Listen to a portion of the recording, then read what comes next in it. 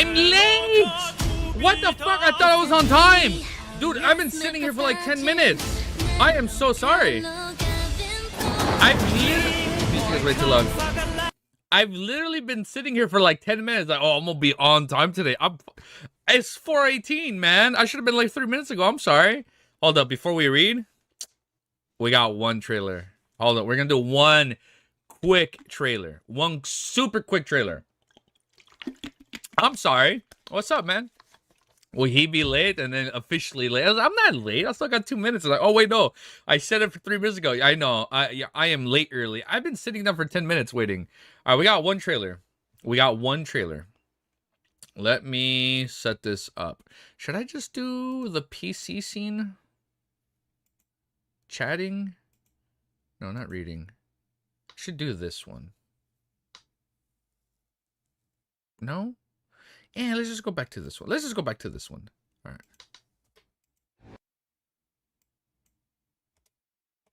Super quick trailer react. Let's see how much they've improved, man. I really hope they improved. I'll be honest. T-Bait season 2 trailer. Yeah, man. Apparently, trailer literally dropped a few hours ago, man. I don't know, man. I could not stomach season 1. Putting it lightly, right? You guys be with me. What was the joke you guys were saying? The end before the beginning? It was literally the end before the beginning. But here we are, season 2. Did they improve? I don't know, man. Let's find out. I Farm Peculiar Ways. The second chapter of the reincarnation fantasy that became a global sensation. I don't know about the anime was a global sensation. Like, it was passable. But beginning after the end is so much more than just like it deserves more, bro. It deserves it deserves the best. And like I want it to be like even better than what season 1 was. It looks better. Yeah, do you guys see that fucking asshole? Sorry, I won't pause and play. Let's just watch this. It looks better. And unimaginable. It looks better. Wait a sec. Yeah, wait. Ah, that part is bad. Okay. This. That's it? Fucking 20 seconds? Then what the fuck? Oh. When he changes forms? They shouldn't show that. They should save that. All right. How we feeling? That looked better. Easy? We're here. We made it. I see what you did there with Moon. Looks not bad. It doesn't look bad. Now, it doesn't look amazing. Let's see. It doesn't look amazing. I forgot to put chat on screen. I'm sorry. It doesn't look amazing. But it doesn't look bad. Right? It doesn't look amazing. But it doesn't look bad. It looks okay. It looks passable. I think it's good. I think we made it. The only thing is the trailer shows a lot of still frames, right? Like it looks better-ish. Yes, it does look better-ish, but they're not that animated, man. I don't know. Call me spoiled after watching To Be Hero X, but that was good. And I only watched 12 episodes. That shit was smooth as butter, bro. That looked good. And I can't get any worse. That is for sure. It cannot get worse. I think it's good. Yeah, I know. Sorry, I didn't put chat on screen. I'm sorry. All right. Well, the beginning of season 2. When does it come out? Fuck, I can't read this. April? Ooh, that's not that far away. April. Okay. All right. Good. April. All right. We'll be there April. Fingers crossed. Fingers crossed, man. Damn. All right, let's get reading, bro. Easy. Why are you doing this to us? What'd I do? Why has my boss told you to avoid him? Do you know, since you did the one, you should do a Fog Hill of 5 Elements trailer that I sent? All right, before we read, let me make sure I have it on my watch later. I got you right here.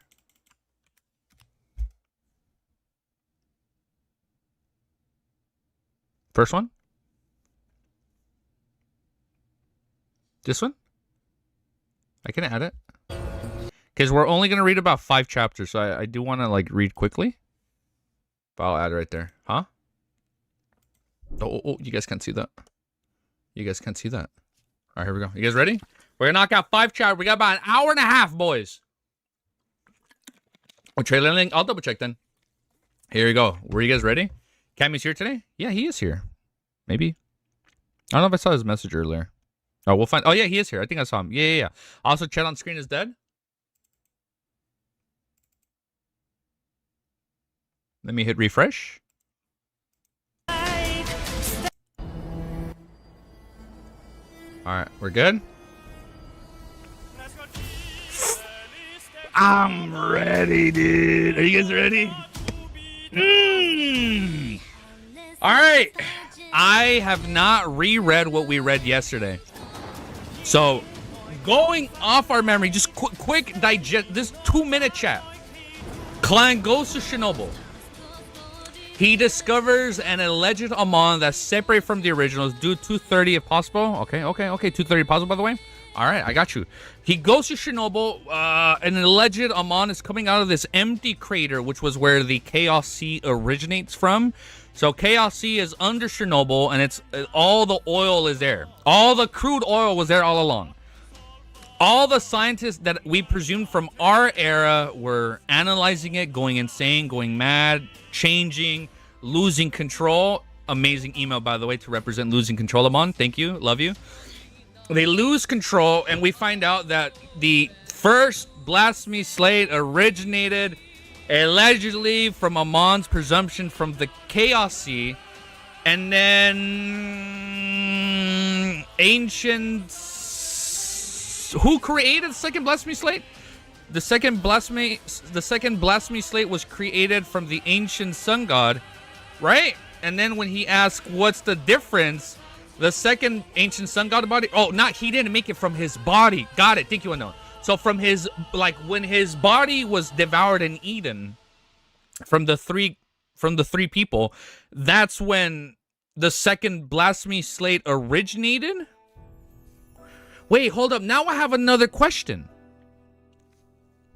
When the ancient sun god was Eden, wasn't there like a baby born from the body? Wasn't that alleged the true creator? Like, he was born from the body, something attracted it above the ground. The second slate was from the ancient... Oh, something attracted it above ground. We don't know what attracted it above ground. But the second blasphemy slate came from ancient sun god's body. Okay. And then the second blasphemy slate contains knowledge for transcending sequences, which means you go past sequence 0. And when you go past sequence 0, you've basically reached, like, the cosmos, like the greater ones, the old ones. Like, I wrote it down. You become them. So you're above and you're stronger. And the only person that was ever as close to that scale was the ancient sun god. Allegedly. No, you said it right before. The second slate is ancient sun god's corpse. Okay, so it came from his body. We don't know the exact time frame, but yes, after his death, some of his body became the second slate. Wow, what the fuck? And then when to reiterate, because I've not reread this, you can tell I haven't reread this. I'm kind of like, so when Amon revealed this to Klein, when Amon revealed all this information to Klein, we found out Amon was lying, and he was still trying to get access to Sephira Castle, right? One of the 9 Sephiroths. But Klein snapped back quickly when he was thinking about, like, everything he's been warned ahead of time. And then when he discovered this information, that's when, like, the greater ones, the cosmos from the moon, looked directly at Klein. Yes? When he found out that knowledge, that's when they looked at him from the moon. Theories on how you become a great old one, dude. I assume it has something to do with uniqueness, because the only one that I think it's ever going to reach the skill, it's probably Evernight. The fact that she's been such an enigma, no, not just not just the moon, all of them. Yeah, all the other fucking planets in our solar system. Thank you. All the other fucking planets in our solar system just looked at Klein. From the moon and the other planets, moon is, wow, bro, what the fuck? I can't get over that. Like, Motherfuckers, we're going to space? Oh my god, that is so cool. That is so fucking badass when you read something that isn't really sci-fi, ends up having this fucking sci-fi element out of nowhere. Get the fuck out of here. That is amazing. But it's like it's a very mystical sci-fi. Bro, we don't want to go to space. No, I know we don't want to go to space. But it'd be so cool if we do go to space. All right. So I think I got it. Now, what I find crazy, why space? Now, what I find crazy, why the fuck did they look at Klein when he found out this info? If this was the first time where that, like, happened in the sky, it never happened when Amon, they would jump us if we go, yeah, they would definitely jump us if we go to space. I think Evernight is the one protecting us. I genuinely think she's the one, like, if the moon is like our satellite that orbits our planet, maybe she's using that like as a barrier to like conceal us and protect. Oh, Jesus Christ. Hallelujah. Concealment. Oh, I'm onto something. Wait. Evernight concealment. She's like concealing us. She's protecting us from all these outer ones. All from she's protecting us from the cosmos. Okay. And also because he's wait. Because he got detailed information about them, their names and what they represent. And also because he's under sequence too. But like, wouldn't that same reaction happen to Amon when he found out? Because if Amon is telling Klein all this information, he would have had to have known already prior. But it's like, literally stated nothing. There has never been an interaction like this before. But why would a sequence 0 power be stronger than the greater old ones? That's a very good question, Unknown. Ariana told you to have it be enjoyed. That's a very good question, Amon. I don't know, man. You gotta tell me, man. Are you on our side right now, or are you against us? Let's keep reading. Anyways, let's keep reading. Wow, that was like 6 minutes of just chatting. I thought it was gonna be 2 minutes. My bad. All right.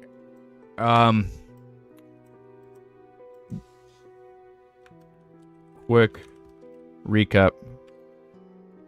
And okay, let's just get a reading, man.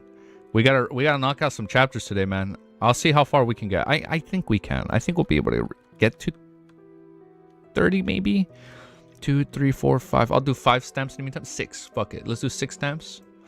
I'm gonna try and lock in for a little bit, so we can make up for lost time. Oh wait. Timestamp. Bring in timestamp. 6 minutes, 19 seconds. He's a watered down sequence 1, while Klein is purely sequence 3. It's a quality difference. Oh, okay.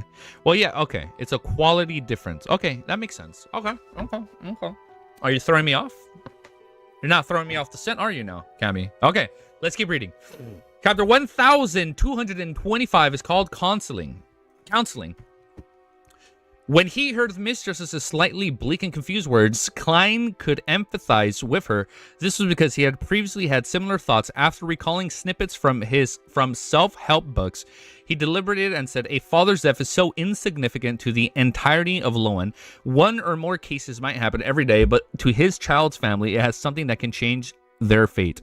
Similarly, if we don't reach the level of an angel, everyone's outcome will be sealed, deaths, and be buried. But this doesn't mean that the time from when we were born to the time when we die is meaningless. Audrey nodded slightly when she heard that. She once again said in a self-deprecating tone, I understand all of this, however, the secrets you mentioned have a huge impact on me, and I couldn't control my emotions. As a psychiatrist, I actually needed someone else to counsel me. Klein smiled and said, isn't it very normal? Many times we can tell if someone else's condition is normal, but we can't clearly see our own problems. Didn't you mention that you and Susie console each other from time to time? Due to the fact that Dwayne Dantas has seen Susie, the golden retriever, Audrey didn't hide anything related to her during their chats.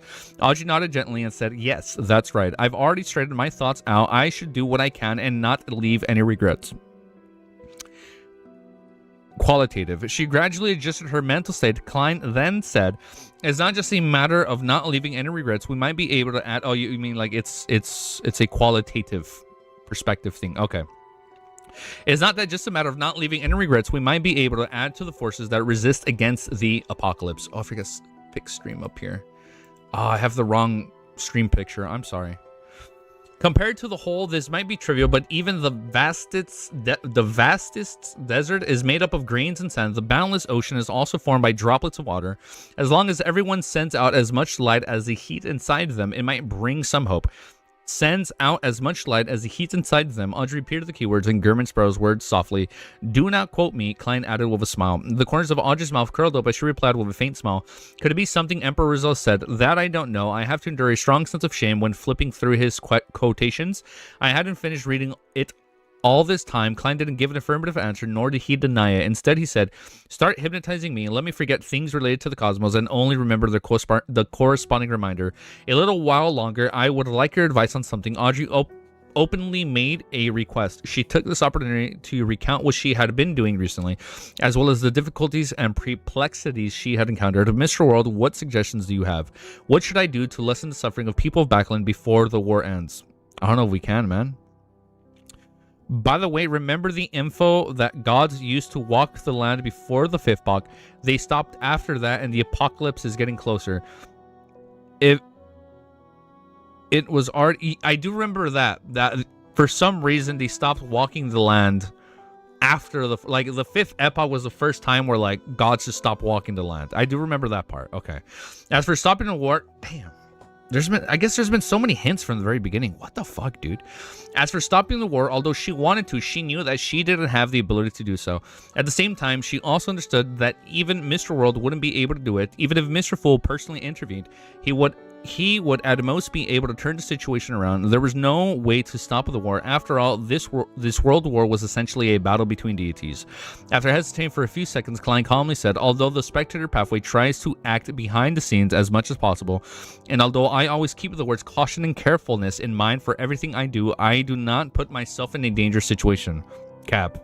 When he said this, Audrey subconsciously thought to herself, from the various rumors at sea, the description of Fours and the others, and a demigod battle eyewitness, I really can't see the caution and carefulness. Fucking Audrey.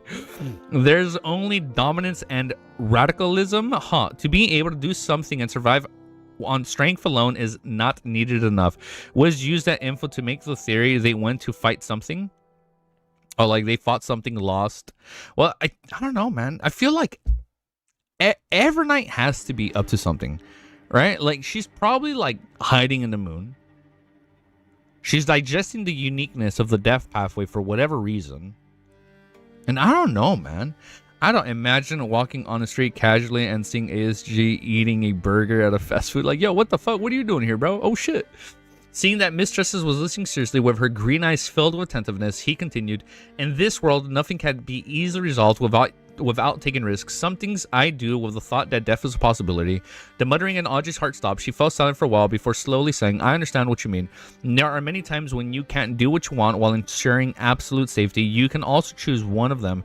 Klein nodded and decided to let Miss Justice understand the reality of this world better so as to prevent her from being overly idealistic when she did things. The method you mentioned just now is the most feasible with the least risks. The people who can help the people of Backland are the nobles, churches and businessmen, and the royal family. Why don't we rob Facek into some Phantom Potter army of their food? That's a really good idea. Audrey subconsciously asked. Klein calmly said, this is because the three armies have already entered the Lowing Kingdom's borders. Oh shit. Even if you can escape a demigod's notice and successfully snatch the food, they will not collapse. They will definitely snatch the food from the surrounding people from first sustenance, so our people. The effects will not be significant in the short term. As for the long term, we might not have the luxury of time to wait for that long. When that happens, it was obvious to Audrey who would be the true victims. This was the difference between a war between the deities and an ordinary war. Besides, I'm able to do that. The capacity of a traveler's bag is limited. It's the same thing for teleportation. Recorded in layman's travels, just as Audrey began to call to herself as she asked thoughtfully, if I were to really obtain food from the nobles, businessmen, and royal families, what reaction will the church have when they discover traces of my interference? I don't think they should care, man. If she's helping them out, who cares? Klein maintained his previous tone and said, a tactic quesis? A tactic quiescence. Cannot pronounce that word. Audrey vaguely felt that this was the answer, but she couldn't figure out the reason. Klein continued, believers are the anchors of the deities. One believer is an anchor point. In this aspect, there's no difference between a noble and a poor person, and in essence, no one is nobler or lower. That's a good way. Under normal circumstances, nobles and merchants can use their statuses, powers, wealth, and influence to help the church maintain its system and spread its faith. Therefore, they are more important, but in the situation, who is more important, thousands of anchors or millions of anchors? This is a simple problem in mathematics. Faced with the truth of the veil that had been ripped off, Audrey was momentarily speechless. Oh, wait, and then there's a whole thing about, like, what was it? The curtain? I don't remember the part where I said both wrong. The one thing I'm not remembering is how the curtain came into place. Like the veil, I don't remember how that the curtain we saw, or like the fabric, that I don't remember. The piece of cloth, that I don't remember how that came into play when that was revealed. And I assume that probably has something to do with transmigrating. When we think back to like episode 1 of the Dunkwa, faced with the truth of the veil that had been ripped off, Audrey was momentarily speechless. Seeing this, Klein, I'm gonna raise the volume. Klein added, "You'll get more about it later." Okay, we'll get more later. Seeing this, Klein added, "From this point of view, whatever you want to do is a wider level has its meanings. You will help the Evernight Goddess and the Lords of Storm stabilize their anchors. In the future, this might be critical to resisting the apocalypse." Audrey pursed her lips bit by bit, holding them pursed for a long time before relaxing them. She chuckled and said, "Only now do I realize that I'm actually a little proud of my status as a noble." Wait, what if all the Orthodox gods were originally at the same level as all the outer ones, and then I guess when they all lost, they were all placed in this like concealed state, just how we've talked about how Renette is like in this different state where she's not in her prime but she's like still around. Maybe why they're not descending. That's something I'm thinking right now. That just came to me right now. Like, maybe that's why. Audrey pursed her lips bit by bit, holding them pursed for a long time before relaxing. She chuckled and said, "Only now do I realize that I'm actually a little proud of my status as a noble. Nobility is in your character, not status." Klein helped her finish her sentence. Audrey slowly exhaled and calmed her chaotic inner thoughts. She didn't make up her mind as a result.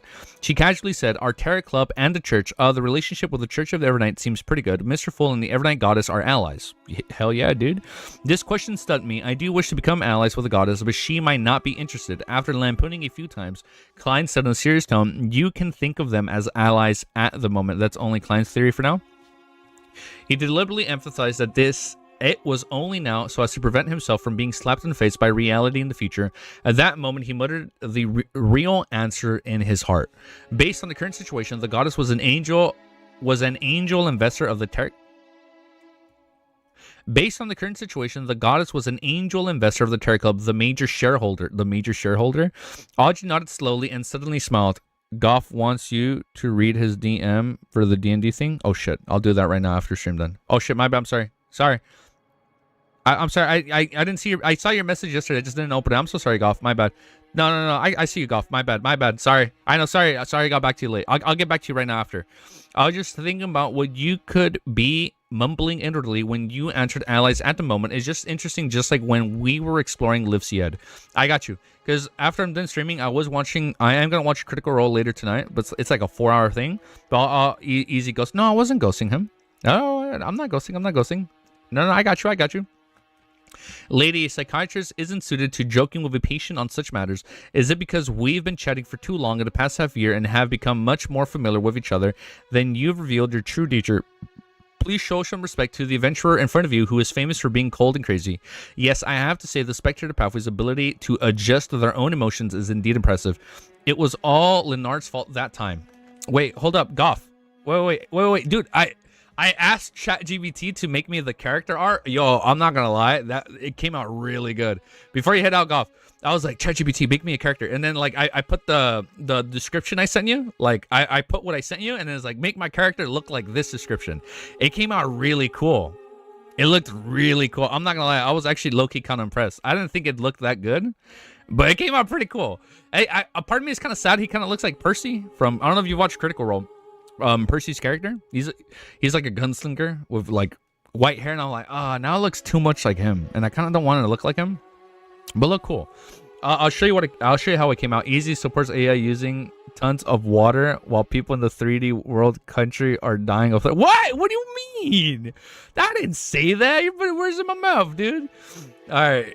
Klein was first taken aback before he pretended that nothing had happened as he leaned back into his chair. Let's begin. Audrey immediately reined in her emotions and began to seriously and carefully attempt to hypnotize him. After everything was over, Klein confirmed that Miss Justice wasn't under the notice of the Great Old Ones through the Crimson Star after she returned to the real world. Oh, yeah, I know. Yeah, they definitely don't go too well. Yeah, especially after we found out all the AI stuff was like from BL. Can't wait to see it. Though I forgot to talk to you about your backstory, so I'll go over that later. Oh, you know what? I'll send it to you right now when I finish. I got you. There's like one paragraph left. I'll send it. You know what? Let me send it to you right now. I'll send it to you right now. I'll send you what I sent Wiz, because I asked Wiz, like, yo, man, I need help coming up with sealed artifacts. Like, this shit is confusing. Oh, you forgot to talk to me about your backstory? Gotcha. Oh, you probably need me, like, add a little bit more to it or something, right? Okay. I got you. Wait, hold up. Give me a sec, guys. Give me a sec. 30 seconds.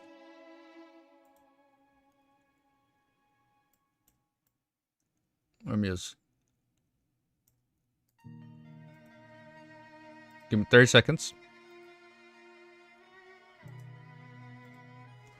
I'm gonna send this to him. Oh, I got you. Oh, hell yeah. We're fucking in? Oh, you must verify your account before you can send messages to the server? Okay. I should definitely verify my account today. I will verify my account today. I got you.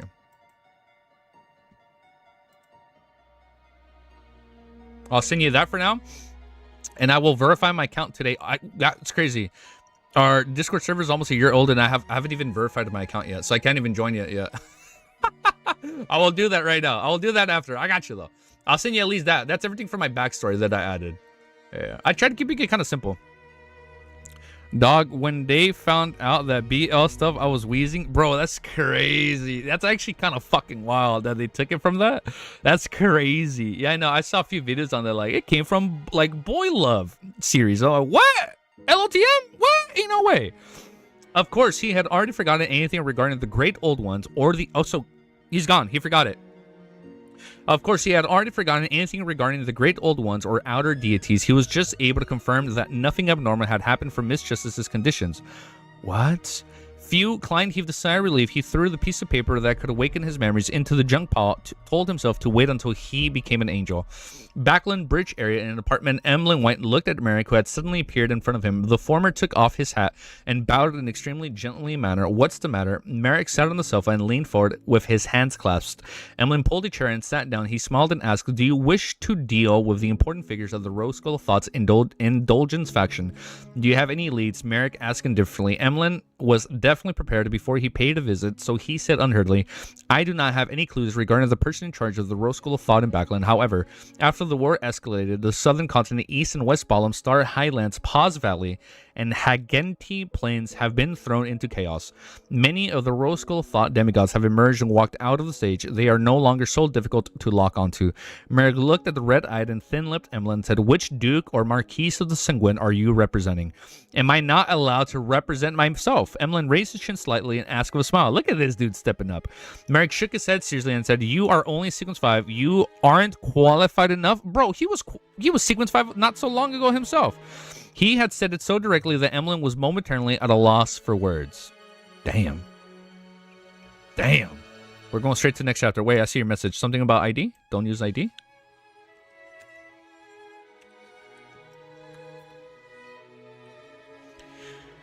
Don't verify with ID. Discord got hacked and they're being blackmailed with the IDs they took off people that were verifying their account. Fuck that. We'll just do email verification, my brother. It's phone number for verification. You sent me that before, not gonna lie. Not that it hurts for the age ID. I'm seeing that's the thing now. But anyways, good night, y'all. Praise frankly, brother. I got you, man. All right, username. You're British, right? Oh yeah, wait. Is that what you're doing now? Why would I use ID? Oh no, I thought that was like a requirement now. Like, you need ID for, like, the internet? I was like, that's kind of fucking wild. That's so dumb. That's gonna lead to so many fucking problems in the future. Like, look at fucking Discord getting hacked. Look at all that ID info being used. And then they're like, oh yeah, let's just do that for the whole internet. Sad stuff for the UK. You know what, man? I hope you have all your stuff backed up, man, before that happened. You need it for not safe. Oh, it's only for not safe for work stuff. Okay, so it's not just for browsing in general. Okay, then that's not that bad. All right. Well, to all our brothers out there in that battlefield, we salute them. All right, let's get reading. A moment of silence for all of them. Chapter 1226 is called Handing Out Mushrooms. Emlyn maintained his smile and calmed himself down before responding. I can find helpers of a sufficient level. He didn't wish to borrow the forces of the Sanguine too much on this matter, because if that happened, he would undoubtedly end up as a liaison. I cannot pronounce that word. So far, there's one word per chapter. As a liaison, a bystander, and a messenger, he would not have any say in the eventual distribution of the spoils of war. As for the Sanguine Dukes or the Marquises, did I do that? Yes, I updated. As for the Sanguine Dukes and the Marquises, they had no lack of direct descendants who wished to advance to become a demigod and become an earl. At the very beginning, Emlyn believed in his identity of the Sanguine savior. He believed that the important figures would treat every single member fairly. However, as the Hanged Man analyzed the various high-level Sanguines orders from the Marquis Nibs and the other high-level Sanguines, Emlyn gradually became wary of them. He frowned slightly and said, Sherlock Moriarty. Emlyn was puzzled as he shifted in his seat. Why do you think it's him? If it was in the past, he would have directly said, why are you mentioning Sherlock Moriarty? He has been away from Backland for nearly 2 years. But now he could acutely grasp that there was some hidden information in Merrick's words. He subconsciously adjusted his question. He's so dense, bro. He should know this by now, dude. In the eyes of this rave, Sherlock Moriarty isn't simple. Yes, indeed he isn't simple. As he spoke, Emlyn made a guess. Upon hearing Emlyn's questions, Merrick's expression immediately turned odd, as though it was his first time meeting this Sanguine Viscount. He quickly restrained his abnormality on the surface, and without emotions, we need to consider it. I hope you can come up with a more convincing plan the next time we meet. No problem. Emlyn secretly heaved a sigh of relief.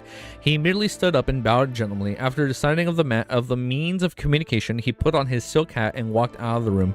As he returned to his residence, Emlyn couldn't help but run through his initial plan. As long as I complete a cooperative agreement with the demigod of the Rose Skull of Thoughts, Temperance faction, I can use it to apply for a grade 1 sealed artifact from the Marquis and the Dukes of the race. Using the reason that it's under the cooperating partner behest that they object to having demigods of the race be involved, I can stop them from directly interfering. Yes, in order to make an agreement, I have to show enough strength to convince Merrick and the others. He has to show his own strength. Okay, good. I can only commission the mission at the Terror Club and to see if Ma'am Hermit, Miss Justice, Mr. Hangman are willing to accept the commission. Miss Magician can also be considered. She can summon the projection of Gurman Sparrow. The biggest problem now is that I can't provide enough compensation. I can only try to make an advance or a promise. Once I become an earl, I'll return the payment one by one. With this in mind, Emlyn suddenly felt thankful that he had joined the Terror Club. This was the only organization that he knew that could use a future promise to exchange for the current material goods. And within the Sanguine or the Orthodox churches, one had to accumulate enough contributions until one reached the end of the line where the characteristics and the advancement ritual was awarded. Sometimes a Beyonder might not be able to accumulate enough contributions in their entire life. Damn, that's sad. This is like a credit loan underwritten by Mr. Full. It can be used to issue missions, and when the advancement succeeds, it can be paid in installments. Emlyn habitually leaned towards the things that he was familiar with. Although he had never borrowed money from the bank, some of the Sanguines had rich experience in such areas and would often talk within their own circles. Most of them had a fixed, expensive hobby, just like his dolls. The precious items might not be liquidated easily anytime, so they had no choice but to borrow money from the close friends or the bank to ensure the necessary cash flow. Emlyn remembered that there was a Sanguine who wasn't good at wealth management. He relied solely on his profession as a doctor to earn money. When he took a fancy to a piece of art, he bought it using a loan from Backland's bank. After that, he couldn't bear to pledge his property. Up for the mortgage. Exploiting his long life, he spent 200 years repaying the debts. Of course, in the name his father had died, and the son took over the debt. When the son died, the grandson took over the debt. Emlyn eventually Emlyn's evaluation of this was very honest. Northborough and Backland, outside St. Samuel Cathedral, the citizens lined up with rows as they received the grilled bread, dried mushrooms, preserved fruits, and other foods from the workers of the Low and Poverty Relief Foundation. Their lines extended from the main entrance of the cathedral all the way to the square and circled in several times. At a glance, it was densely packed with people. Audrey stood at the steps behind Melissa and took in everything. Oh shit, she's still there? Why would he look at the art now? No, we'll look at it later. We'll look at it later. Maybe in between the chapters if you guys want. She saw the pale faces of the citizens. Their eyes were filled with longing, seeing a mother holding a baby in her arms. She anxiously coaxed the children while eagerly observing the line. Oh my god, I have a dry throat today. Coaxed the children while eagerly observing the lines in front of her that didn't seem to shorten. She saw many people dressed in bright colors, formal suits and long skirts. Some of them pressed down their hats and wore veils as if they didn't want the people around them to recognize them. At times, some people didn't want to keep order and were dragged out by the priests and the policemen who were helping maintain order. They were thrown to the back of the lines. As food was delivered, the cloth-backed piles behind the long table slowly dwindled until there was none. Finally, all the food had been distributed, but the long line had only been reduced by half. Damn, a shitload of people. The citizens who were unable to receive the help couldn't resist revealing their disappointment, frustration, and reluctance. However, they didn't make a scene or argue. They moved their feet mechanically towards the other handout points. They had experienced this many times in the past 1 or 2 months. They had long known that unnecessary emotions would only waste the energy they had little of. It would hamper their quick movements to the other relief points of the fair-price food outlets. At this moment, their expressions were numb, their eyes vacant as they left the square like a bunch of zombies. During this process, a woman carrying a child had her legs give way as she fell to the ground. Her child started wailing loudly, his voice laced with pain. As she cried, the child sobbed and said, "Mommy, I'm so hungry. There'll be food soon. There'll be food soon. There'll be food at Memorial Square." The woman carried the child and patted his back. Tears streamed down her face as she spoke. Fuck, man, I'm getting... Shut a little drum scared. I'm getting a little emotional. As she spoke, upon seeing the scene, Audrey was just about to say something when she saw Melissa take out a plate of food from... Oh, thank you, Melissa. From a wooden crate under a long table and run towards the mother and the son. I didn't see it just now. There's still one more. Melissa crouched down and handed her the bread, dried mushrooms, and the preserved fruits. Then she explained in a soft voice, afraid that it would cause a dispute among citizens. That's true, it would. The rest of the food was actually prepared for the foundation staff who had been busy all this while. The portion that Melissa had given them was hers. The woman took the food and handed it to the child as she said repeatedly, "Thank you, thank you." The child hugged the food tightly and mimicked his mother in his nascent voice, "Thank you, thank you." Audrey subconsciously looked around and noticed that the church's priests, most of the police, as well as the Nighthawks, who were mixed among the people to secretly prevent any accidents, were all showing sympathy, pity, and sadness. After the citizens had left, Audrey picked up her own set of food and handed it to Melissa. "You deserve it."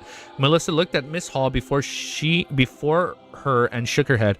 "I give my own share. Miss Audrey, don't worry. I'll have food when I get home. My brother is a civil servant." With a faint smile, Audrey stuffed the grilled bread, dried mushrooms, and preserved fruits into Melissa's hands. "You don't have to worry about me. My family has prepared snacks for me when I'm out busying myself." As she spoke, she took a wooden box from her personal maidservant Annie and opened it for Melissa to see. The wooden box contained exquisite cucumber sandwiches, cream muffins, and a small carrot cake. A look of astonishment appeared on Melissa's face. She stared at the snacks for a few seconds before looking at Miss Audrey Hall. She immediately lowered her head and said, without saying a word, she ate the grilled bread and water in the St. Samuel Cathedral had prepared. Damn, this is fucked up. She is still a noble? She's still noble with all that fucking money. This moment, Audrey's still noble, but it's beautiful that she's still helping. As if petrified by her gaze, Audrey held the wooden box and stood rooted to the ground. For a few seconds, she didn't move and only pursed her lips tightly. After the 5th batch of residents from Moon City received cleansing and treatment and enjoyed magical mushrooms, this ancient city became a believer of the full without any residents. Damn. It welcomed the saint and the oracle, Germansbro, into the city. With that, Klein held a large mass and used the unshattered crucifix and the life skein to heal the remaining Moon City residents. High Priest Nim, who had finished his quarantine, came out and respectfully asked at the end of the mass, Oracle, what is the complete honorific name of the mighty lord? He's called the Oracle. Klein looked around and said solemnly with his face tightened, the fool that doesn't belong to this era. After giving out the honorific name, he specifically emphasized, don't chant the complete honorific name in normal times. Do so only when important matters arise. Otherwise, as Mr. Fool, he would suffer a mental breakdown from all the phone calls from work. Nim wasn't surprised at all because the ancient sun god was the same. After some thought, he asked, what are the requirements for the ritual of the Lord? Klein said confidently, like a charlatan, God says 8 commandments. Serve me with your heart, not with your offerings. The most important thing for a ritual is to be pious. There are no other requirements. It can be very simple. After all, the Lord does not care. After saying that, Klein silently added in his heart. After explaining this, he raised his right hand and pointed at the pile of mushrooms in front of him. The Lord has bestowed these mushrooms to you because he wants you to enjoy a bumper harvest. These mushrooms are nourished from the flesh and blood of monsters. They can rapidly grow and accumulate all toxins, corruptions, and madness into the pure black mushrooms. This can be used as a medium for the curses or the smear that the heads of an arrows. The Moon City residents listened in excitement as he clasped their heads and bowed their heads, shouting, "Praise be to the full." At this moment, it was as if Klein could hear the countless illusory voices coming from the air. They were all mixed with real praise, circling him and anchoring him. Oh shit, wait, he's making his anchors. Wait, what the fuck? This is so true. We went from having one dog shit believer to having like an entire well, we're not calling you know who dog shit, just that's his vocabulary.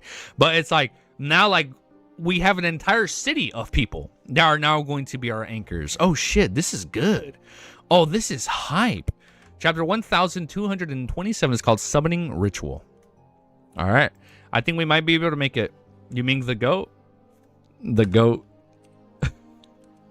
You mean the one guy that hid in the cave? Oh, man. I'm joking, Bullseye. I'm like, oh, yeah, the one guy that hid in the cave? Yeah, the goat. Yeah. No, I'm kidding. We love him. We love the Nits. We love him.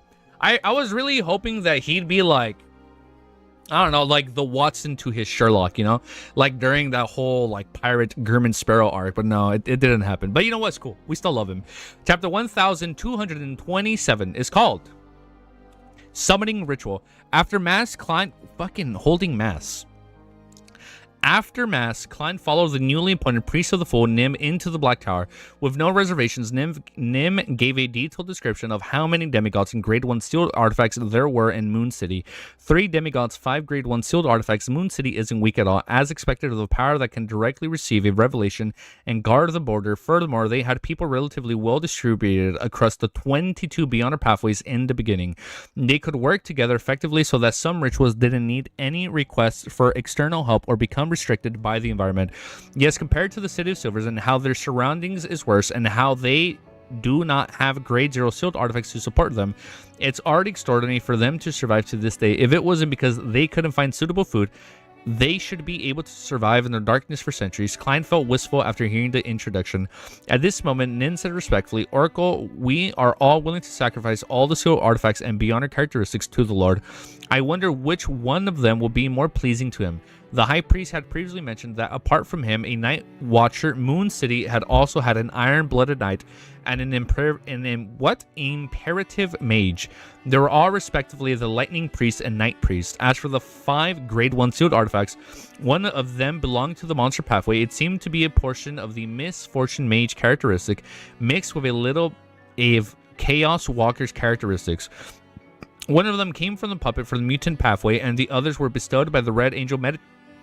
The others came from Red Angel Medici himself. Well, I know it did happen in the beginning, but like, I thought it was gonna be like throughout, like all of it from like beginning to end. But then Anderson came along, and he was even more of a badass. And I was like, all right, now I'm an Anderson stan. But I know what you mean. I know what you mean. From Red Angel Medici, it allowed everyone to gather all their powers together. One of them was suspected to be the amalgamation of a bizarre sorcerer's characteristic, and there was one of the Unknown Pathway. It had extremely strong, discriminant abilities, but it was rather dangerous due to the unknown corruption. Hearing that, Klein's eyelids twitched as he smiled. People are starving. Melissa gave her own share of food as Audrey got fucking muffin cakes and snacks. You're right. She got fucking muffin cakes and snacks. Whole point of that moment is to show you that while Audrey's nice, she's still a noble. Chaos Walker is such a cool name. It does sound like a badass name. The Lord sent his angels to bestow gifts. Yeah, hold up, man. That actually is fucked up.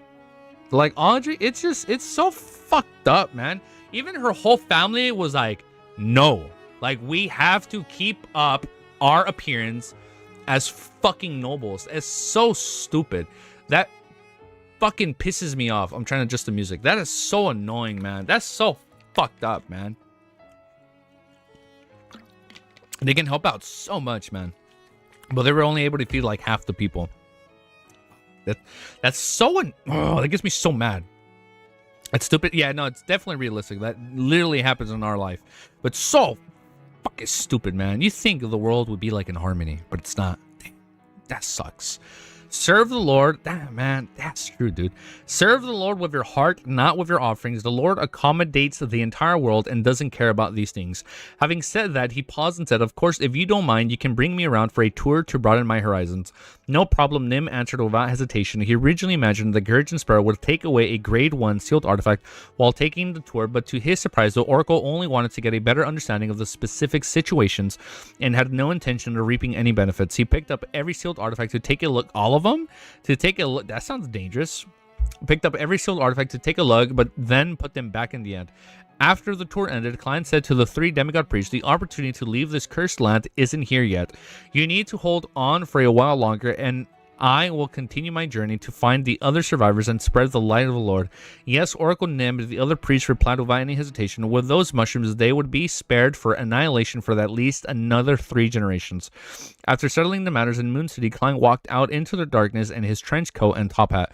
What he was going to do next was very clear. Find Dark Demonic Wolf Quarter and hunt for this God of Wishes. Oh shit, here we go, man. Lag?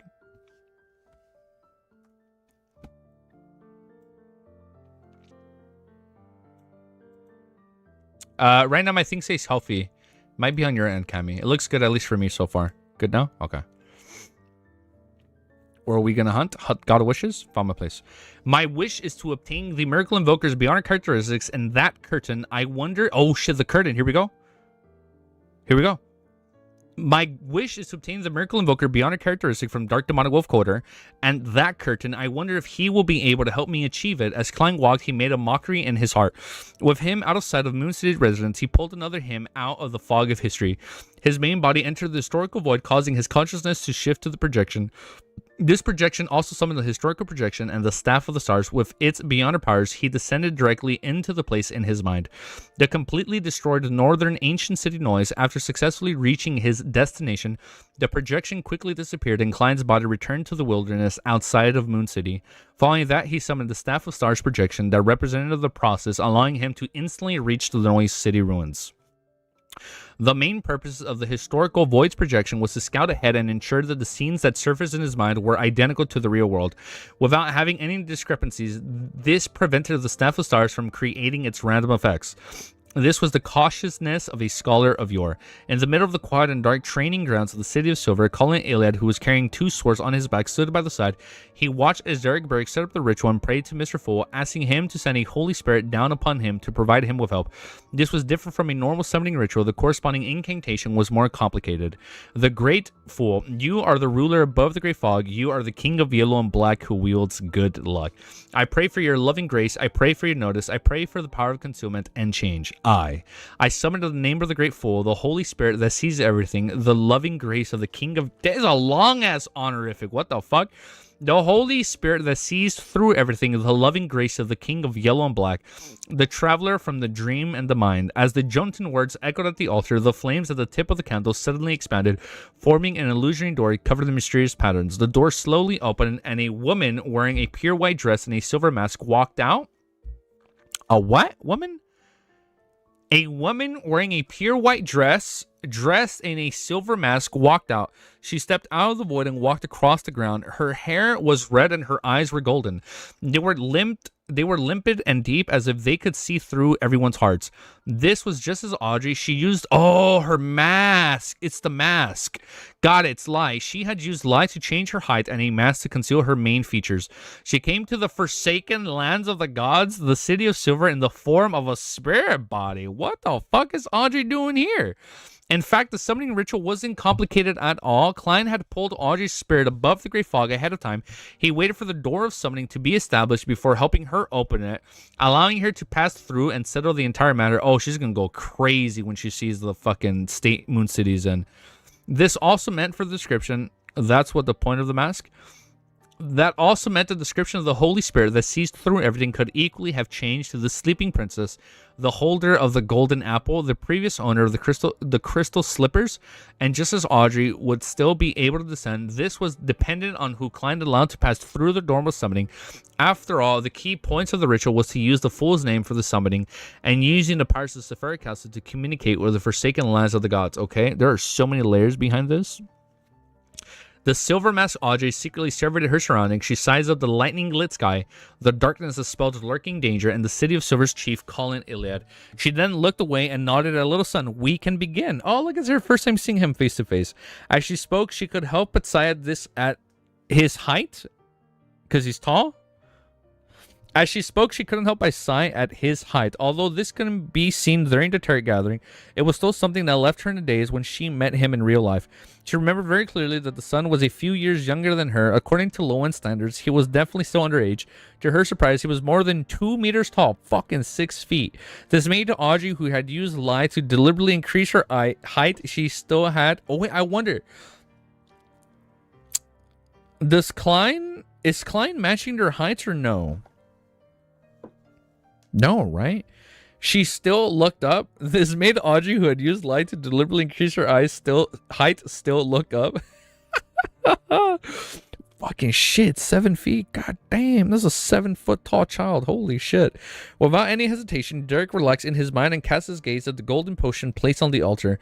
Gradually, he felt a little dazed at the scenes involuntarily flash across his mind. Scenes on his parents who remained alive inside of the coffin, the silver sword that stabbed down hard, the blood that splattered and blinded his eyes momentarily. It was the heartwarming scenes of his family in the past. It was the city of Silver that was on the verge of collapse into darkness. They were teammates who supported each other and watched each other's backs. If the elders standing in front of everyone blocked the storm, it was the repeated curses, the hope he saw in the lightning amidst the darkness. It was a dream that had existed for more than 2,000 years. It was something that generations of people yearned for daily. The emotions of Derek was most unwilling to give up were very complicated. It contains his anger towards reality, the fondness of the past, the pain of his circumstances, the repression of his history, the desire to save the city of Silver. Audrey slowly separated these emotions as though she had experienced the despair and sadness of the city of Silver, experiencing their unity and sacrifices. Her golden eyes sometimes turned gloomy and heavy, while there were glints at the other times as if she grabbed something and had taken it in, yet she still remained lost. After a while, she saw the 12 white winged angels of light. This was another response from Mr. Fool to the sun. Audrey sized up the opportunity and attached all the intense feelings onto the angel phantom, preventing them from disappearing or undergoing a resurgence for a short period of time. By doing so, they didn't stay completely separate from Derek's body. It's done. She didn't open her mouth, but instead allowed her voice to echo in his heart. At this moment, Derek's eyes became abnormally cold, as if he no longer knew what joy, sadness, pain, and depression were. He picked up the golden potion in front of him and poured it into his heart. This was a demigod potion obtained from shattering the unshuttered crucifix. The sealed artifact that originates from the ancient sun god no longer exists. Of course, for Klein, anything he once possessed remained as enduring as the universe. As a hot, violent liquid gushed down Derek's throat. A what? A hot, violent liquid gushed down Derek's throat, instantly filling his entire body and occupying his zone. Rays of bright light. Lovia is 6 feet. Damn. Lovia 6 feet? Damn. Sorry. Back on task. Rays of bright sunlight burst out from his body, washing away the remnants of his body corruption and heaviness of his soul.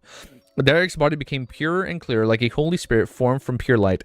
His self-awareness and emotions were being purified and repelled. It wouldn't take long for him to only have the instinct and praise the sun. At this moment, Audrey no longer let the strong emotions that she had stripped from him remain attached to the angel projection. She guided them back towards little sun. One scene after another surfaced in Derek's mind, causing him to experience abnormally complicated emotions. He once again experienced the pain and personality killing his parents, the despair brought about this by the circumstances of the city of Silver, and the joy of receiving Mr. Fool's loving grace. This drilled deep into him, becoming a foundation of his mind world. It was very sturdy and very reliable, allowing him to withstand the last few rounds of the potions of cleansing forces. Finally, Derek opened his eyes. It was pure white. Damn, that's badass. When he saw a ray of light in front of him, he instinctively extended his right hand in an attempt to grab it. However, the light quickly dimmed and extinguished. Derek was stunned for a moment before he clenched his right hand tightly. Beams of light rose up and enveloped the entire city of Silver, the whole city, not just around him. Beams of light rose up and enveloped the entire city of Silver. The legendary noon descended for a brief moment. All the residents of the city of Silver were stunned by what they saw. This was even more shocking than any of the previous demigod advancements. Sunlight. Holy shit, man. The fucking light seeker, dude. Oh shit. Sunlight. It was sunlight that illuminated the entire city. After ending the summoning, Audrey returned above the great fog. At that moment, Mr. Full was no longer around. The ancient palace only had the world Gurman Sparrow, who was planning on observing the ritual. "You don't seem to be in a good state?" asked Klein. Audrey sat down and smiled. "I'm just a little edgy, hesitant, and confused." "That's very normal. Before truly making up one's mind, everyone would behave like this. There are countless people who retreat and regret their decisions," Klein calmly said. Audrey didn't directly answer the topic at hand and instead said with a faint smile, "Ever since I became a spectator, I've always displayed what would be the most acceptable side to them in front of them. Taking care of their most delicate emotions, this isn't a bad thing, but this way I won't be able to know what I really look like in the eyes of others. I won't be able to unveil the gorgeous clothes and see the rotting flesh beneath me. I won't be able to figure out the problems. Recently, I've been trying to show my true state in some detail. I want to see how people around me will react under such a situation. I want to see if they will still think that I'm the kind, amable, and virtuous young lady." At this point, she suddenly fell silent. A few seconds later, she sighed and said, "The gap." Easy be like, this is definitely the light seeker. This is the one. This is the one. Yeah, this is the one. This is the one, Bullseye. Come on, man. You know it, I know it. You know it, and I know it. You know this is the light seeker. Come on, come on. You know it. We know it. We know who's the light seeker here. 42 minutes. How are we on time? We got 45 minutes. We got 45 minutes. We got 45 minutes. Okay, 42 minutes. 30 seconds. Making a phone call? No. W Easy finally joined the server. What server? Take a shot every time Easy says light seeker. Man, you guys gonna be drunk by the end of the stream. The true light seeker were the get out of here, dude. The true light seekers were the friends we made along the way. That's funny. Oh wait, did I join the server? Did it say I joined? Oh yeah. Hell yeah. I just gotta verify. I just gotta verify before I can chat. Yeah. I gotta verify before I can chat. Yeah, I can't verify. They start in November. Oh, Zaza said we start in November. Oh hell yeah! Look. Oh man, this is badass. Oh, this is so cool. I'm so fucking hyped for this shit, man. I'm fucking pumped. All right, let me go back to reading.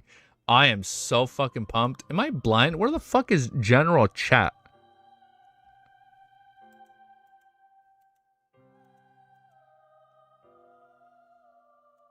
Oh, text channels. Oh, hell yeah. There's a dice spot? Okay, hell yeah. This is exciting. Wait, D&D? Yeah. Oh, hell yeah. I'm fucking pumped, man. We're in. I'm excited, guys. And I'm watching Critical Role tonight. You guys should watch it, man. If you guys have free time. Episode 1 came out last week. It's only 4 hours. But Critical Role campaign for episode 1 was pretty cool. Oh, man. With Theaji Fang. Damn, man. It's all crazy-ass, bleak-ass entrance. There's a D&D server. Well, that's for the people playing D&D, Zen. Hold up. This is for this is like the exclusive club. It took me months to get in, man. I just got in. I just got access, bro. I just got access. I barely got access. All right, let's read next chapter. Did y'all show Easy the Dally pick? Yo, Wind Valley, I fucking saw that, man. I saw there was other shit under that I did not look at. I'm like, I think I saw a picture of Klein. I was like, well, I don't want to look at that. Like, when I was seeing all this other shit, I was like, I did not want to see it. You sent it? Yeah? Okay, but I only saw the Dally one. I'm like, fucking mommy. God damn, Wind Valley. That was spicy. I don't want to look at all the other shit that was posted. Yeah, dude, I can only go on my Twitter account for like a few seconds, and then I'm out. Otherwise, if I scroll for too long, I risk getting spoiled, man. Yeah, it's crazy. Hey, what Dally pig? Yeah, shit. I bet you like to see that pig. I hope. I don't know. I saw on Twitter. they showed new artwork. Yeah, they showed new art. Oh, Wind Valley sent it. Okay. God. Oh. Jesus. Can we take a fucking quick moment? Damn. I sent all of it? Fuck. Bro, what are these hips, bro? Jesus. Demon is done? That's a pretty good one. Damn. Jesus, man. I can't stop looking at this one. I forgot I'm live. Let's get back to reading. I'm on my knees. I'm on my fucking knees, brother. Oh, shit. I forgot I was streaming for a sec. Whew. All right. Back to reading. Back to reading. Mythical creatures? Okay. Don't know if you can see those. Okay. We won't look at those. Sun hang. Oh, wow. There's a lot. Bro, I leave for 2 minutes and you're... No. We're not. We're looking respectfully. We are looking respectfully. Back to reading. Chapter 1228 is called Wishes. Without waiting for the world grim and spirit to respond, Audrey, who was maintaining her posture, slowly said a few words. Heaviness, pain, shame. Klein listened silently without commenting on what Miss Justice said. Instead, he asked in a gentle tone that was closer to the image of Dwayne Dantes, why do you suddenly want to do such a test? It's not a test. Audrey shook her head as just to reveal the details that I usually hide and avoid. I want to see what I really look like in the eyes of others. After pausing for a moment, she moved her lips without a smile.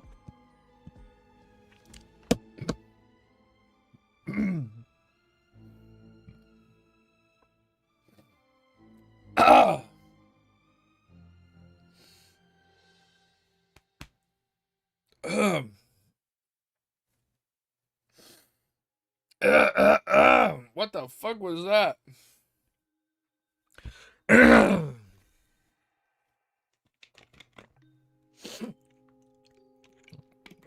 Sudden demoness. I don't know, man. That was very acidic.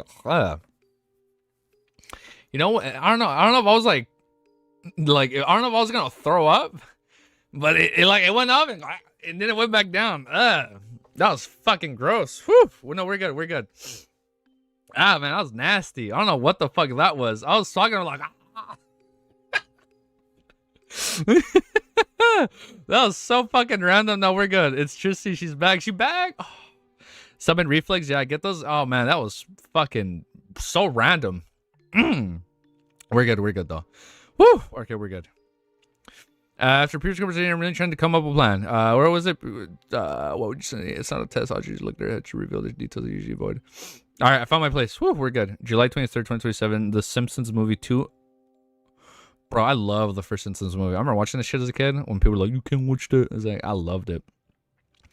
Okay, we're good. We've recovered. After pausing for a moment, she moved her lips without a smile. After our previous conversation, I really am trying to come up with a plan. I plan to secretly do something manipulating so that the nobles, businessmen, royal family, and the church can release enough food for their stockpile. Theoretically, this is a simple matter, but when actually trying to put in the action, I realize that I can't be as determined and decisive as I thought. Some of them are my uncles and aunts. Some of them are my cousins. Some of them are friends I've known since I was young, while others are elders who have been very protective of me. Some of them I often meet with during various charity events and are rather friendly. They formed my childhood and gave me too much. It was a part of my growth as part of the beautiful memories of my past. Besides, the food they accumulated wasn't stolen. Their explanation is actually very reasonable. Hello. I really can do it. To make them my target and attempt to rob them of a portion of their wealth. At least it's like this now. As she spoke, Audrey voiced unknowingly escalated into a crescendo as if she was arguing with someone. She then realized that she had lost her composure and remained silent for 2 seconds before continuing. That's why I want to know more about myself. I want to strip away the false image from our past relationships. Under different circumstances, I want to ask myself what I really want, whether my thoughts in the past were impulsive, hypocritical, and naive, or strong beliefs from my heart. At this point, Audrey suddenly smiled. Although I haven't come to any conclusions, the attempt has already brought some added benefits. I used to think that I had strictly abided by the principles of your only acting, but now I realize that I'm also addicted to acting. That's not good. That's kind of scary. Other pathways require different identities and occupations. The spectator pathways acting is completely consistent with the one's daily life. Sometimes it's hard to clearly differentiate between them. The simplest example, who wouldn't want to be loved by everyone? Hence, when facing different people, I would wear a different mask and use their powers to spectator pathway to create an image that suits the other party's expectations the best. When there are more and more such things, when you face everyone who would actually be... I don't know why walls closing in is paying. We should change that. Spectator pathway to create an image that suits the other party's expectations the best. When there are more and more of such things, when you face everyone, you would actually be obsessed with acting. You would almost lose yourself. Klein nodded slightly and said, "That's a good lesson." He didn't comment on Miss Justice's prior words. After a moment of silence, Audrey slowly said, "During this period of time, I've read the Eastboro investigation report that my father hired someone to do. I've experienced many different things." She's definitely addicted to the grind. Before the war, many of the poor people, workers, and farmers have lived lives that are so difficult as the lives today. They've been in constant hunger and pain. The changes to the poor law and the strict laws are the working hours and environment has indeed brought about some improvement to the management of the pollution in the air, but just a little. After the war ends, and if we are to overcome the apocalypse, will such things happen again? As she spoke, Audrey pursed her lips tightly and fell into silence. Klein could sense Miss Justice's confusion and perplexity. After some deliberation, he didn't say the answers in his heart. He said in a deep voice, "These questions of yours, including what you said about your true thoughts, require you to find the answers yourself. No one can replace you. I can only give you some advice. Go to the fields and take a look at the hardworking farmers. Go to the factories and take a look at the diligent workers. Go to the East District and experience them. Go to the library and read through the past newspapers and other related works." Audrey listened attentively and nodded seriously. "I would try." She immediately stood up and bowed towards the end of the long model table. Although Mr. Fool had left, she believed that he was watching. Just as she was waiting for Mr. Fool to send her back to the real world, the world suddenly said, "Hold on." "Oh," Audrey expressed her curiosity with a nasal grunt. Klein looked at her and conjured a piece of paper. "This is a description of the mythical creature's character and behaviors. I hope you can provide me with help. Based on this analysis, determine what kind of reactions he will carry out in different situations." All right, Audrey did not refuse and agreed. After she looked at the piece of paper and finished reading the content, Klein deliberated and said, "Regarding what you said, I have another suggestion. There are two types of questions that you have. Some of them are indeed very pressing, while the others are not. You can wait for things to calm down and do a deeper investigation. While once a person is anxious, they will easily make mistakes. It's best you be clear about the differences." Audrey thought for a moment and nodded solemnly. "I understand." After responding, she suddenly laughed. "I thought you called me at the last moment to give me your blessings, hoping that I will still love this world after seeing the world as it is." Klein was first taken aback before she asked with a smile, "You seem to have read a lot of Emperor Zhou's novels." He is an outstanding novelist and also a very complicated and contradictory person, Audrey said with a faint smile. Klein nodded indiscriminately and spoke slowly. "If I wanted to give you my blessings, I wouldn't have said that. I would have said, I hope that you will still love your family and friends after seeing them as they are." Audrey was taken aback as her lips quivered and as though she was repeating the words. After a few seconds, she closed her eyes and said with a slightly hoarse voice, "Thank you. Sonia C. and the waters of the Roasted Archipelago. The Blue Avenger led a pirate fleet through the battlefield that was ravaged by war." Oh shit. Wars will continue until there's only one or less human left in the whole world. That's so fucked up, man. Oh shit, I'm going back way too much. Suddenly, a huge fire block flew over from nowhere, interweaved silver beams split apart on the surface of the sea, creating a passageway that didn't originally exist. Surrounded by the massive waves on both sides, it pointed straight at the Blue Avenger. Oliver Wilson, who was standing at the bow, raised his right hand, and without a change in expression, when he saw the scene, a violent hurricane suddenly appeared, sweeping up the azure blue seawater and curling up the silver rays like a long snake that shot into the sky, colliding with a huge fireball. Boom. The water splashed down like rain, and Olger immediately looked on the battleship, opening his mouth and let out an angry roar. With a boom, the boat was suddenly lifted into the air by ferocious waves. Taking advantage of this opportunity, the Blue Avenger cannons automatically fired a series of salvos, echoed continuously. Realizing that the Beyonder of the other party's warship was trying to use the force of the fireball's detonation to allow the ship to drift sideways, Olger suddenly pulled down his right hand. A thick bolt of silver lightning struck down, charring the Beyonder's body as he constantly convulsed. Boom. Boom, boom. As artillery shells hit the target, the ships disintegrated in midair. At that moment, Oliver felt like a daze and he couldn't help but look down at his right hand. This is the power of a cataclysmic interior. Is this how it feels to be a demigod? He sighed in his heart in a somewhat intoxicated manner before quickly snapping back to senses. He got the Blue Avenger to pursue the enemy. An hour later, the intense sea battle was over. Lowen's side had once again secured the worsted archipelago. Olger was in a rather good mood. After returning to the port of the Blue Avenger, he called the sailors down and headed to one of the few bars that was still reigned open for business. Lowen had already issued an alcohol ban during wartime. I forgot about this. Demigod Olger. Lowen had already issued an alcohol ban during the wartime as a way to add to the food rationing efforts. But to sailors, alcohol was indispensable. Therefore, in the area controlled by the Church of the Lords of Storms, the restrictions in this area weren't too strict. Furthermore, the roasted archipelago had plenty of produce, and there weren't too many people. The shipping lines were under control, so their food supply hadn't been distributed. After walking for a distance, Alger's gaze suddenly froze. The street in front of him had been hit, and many houses had already collapsed. One of them had a huge crater in a concrete field, while the other 4 stolen buildings beside it were left in ruins. The smile on Alger's face gradually disappeared. Fuck, man. On Monday afternoon, 3 p.m. Backlantine, dark red beams of light shot up from both sides of the long bronze table, coagulating into blurry figures. After all the members bowed to Mr. Fool, the gathering transaction segments began. Since there weren't any more Roselle diary pages or accumulated questions, Emlyn immediately sat up straight and surveyed the area. Ladies and gentlemen, I have a commission. Which Shaman King do you wish to hunt? Catleya asked according to her understanding of Mr. Moon. Emlyn took 2 seconds to digest this question as he maintained his elegant smile and said, "You guessed correctly." Catleya nodded slightly and said, "What kind of payment can you provide?" Emlyn was once again at a loss for words, a little embarrassed to say what he had prepared to say. At this moment, the world at the bottom of the end of the long table suddenly said, "You found someone from the Rose School of Thought, Temperance faction to cooperate with you." Emlyn heaved a sigh of relief. "That's right. Then I can take on the commission." As this was related to Miss Messenger, Miss Sharon, and Merrick, Klein controlled the world to take the initiative to accept the mission. Of course, this requires a certain medium. Without waiting for Emlyn to respond, he made Germansborough look at Miss Magician, make some preparations, and advanced. ...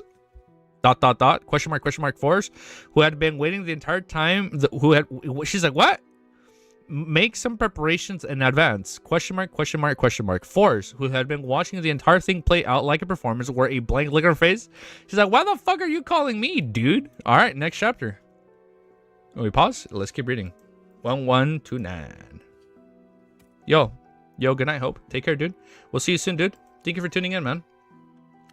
52 minutes. 35 seconds. For such an airhead. She's like, what the fuck? What? Why are you calling me? Definitely an airhead. Chapter 1229 is called Collective Wisdom. Saying that mistresses had yet to react, Klein made the world add, "You no need to be there. Just summon my historical projection in advance." All right, Force nodded hurriedly. At that moment, because Germansborough had accepted his mission, Emlyn clearly relaxed. From what he knew, this meant that the success rate of this matter had skyrocketed. In the next second, the world looked at him and hoarsely asked, "What kind of payment can you provide?" Emlyn fell silent for 2 seconds before saying, with his eyes darting upward slightly, "Once I become a Shaman King, I'll provide a free promise on a similar matter.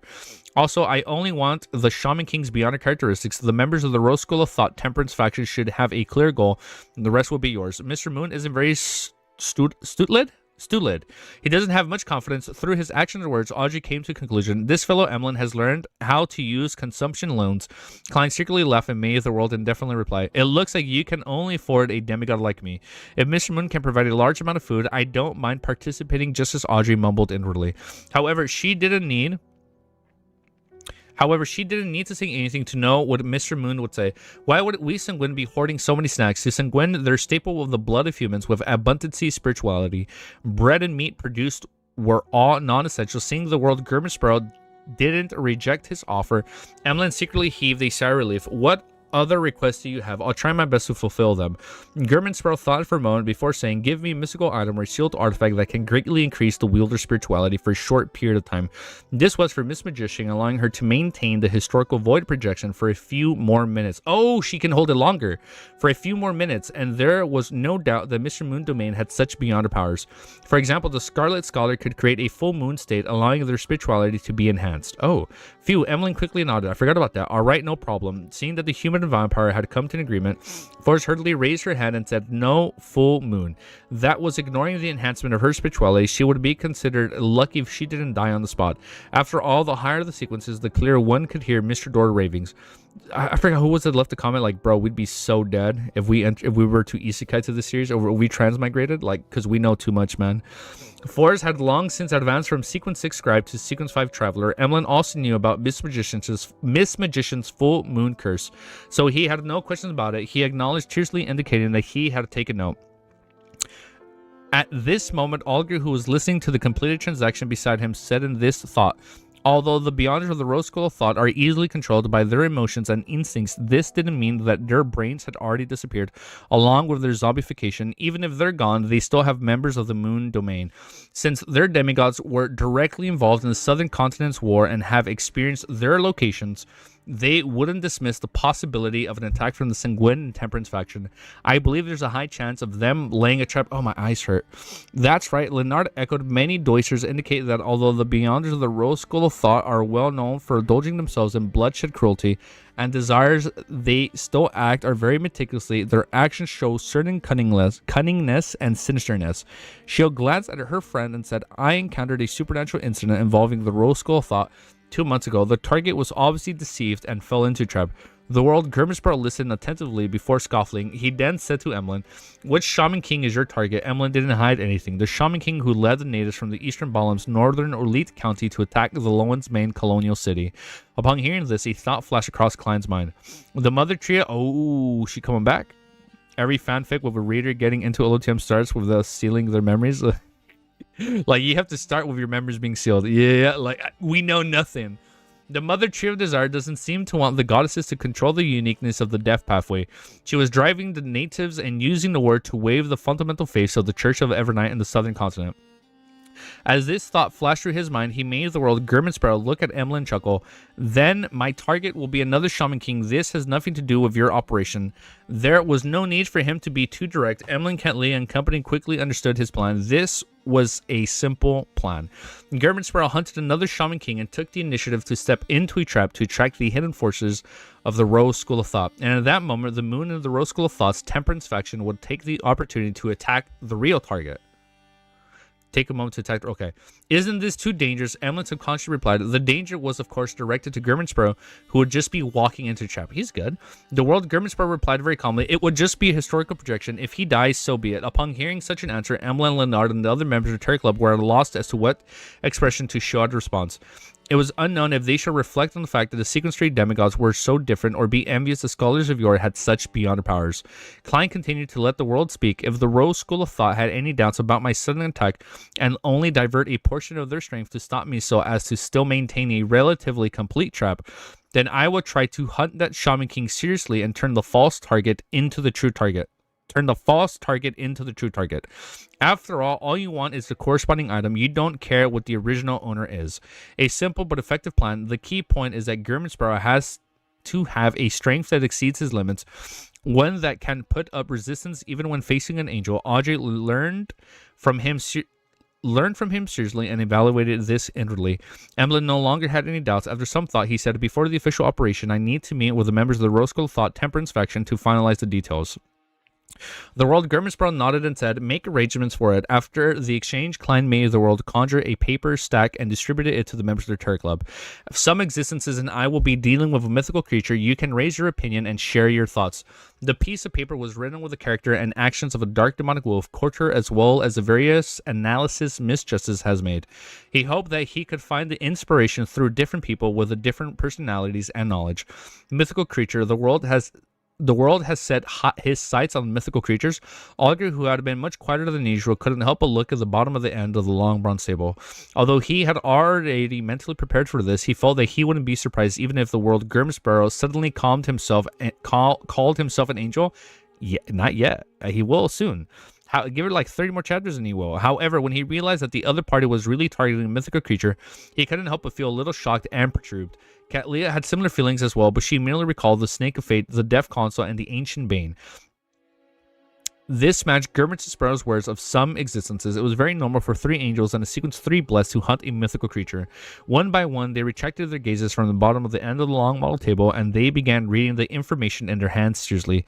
At this moment, as they weren't involved in the commission or involved in the transaction, nor were they sharing information yet, the members of the Terror Club had a baffling feeling of working together for one common goal. They felt like they were starting to feel like an organization. After reading the contents, Oliver was first to speak. According to Miss Justice's analysis, no bait will trap this paranoid mythical creature. It will only push him to escape further. Under the situation of him suspected to be a wielder, a sequence 1 beyond a characteristic, he really doesn't need to chase after other things. Advancing himself is the most important thing at hand. If you want to deal with him, we can only consider it from this point of view. Upon hearing this, Klein said from a professional point of view, but this mythical creature is very cautious. He doesn't leave any clues behind, and according to the intel, the location he can use to prepare for a sequence 1 ritual isn't actually restricted in an environment like the Forsaken Lands of Gods. Yes, there are too many monsters for him to use. Derek confirmed what Miss Judgment had said. There was a silence immediately. Leonard thought for a moment and said, "Can we rely on the law beyond our characteristics of convergence?" As he spoke, he looked at Klein ready. That mythical creature seems to be from the same pathway as you.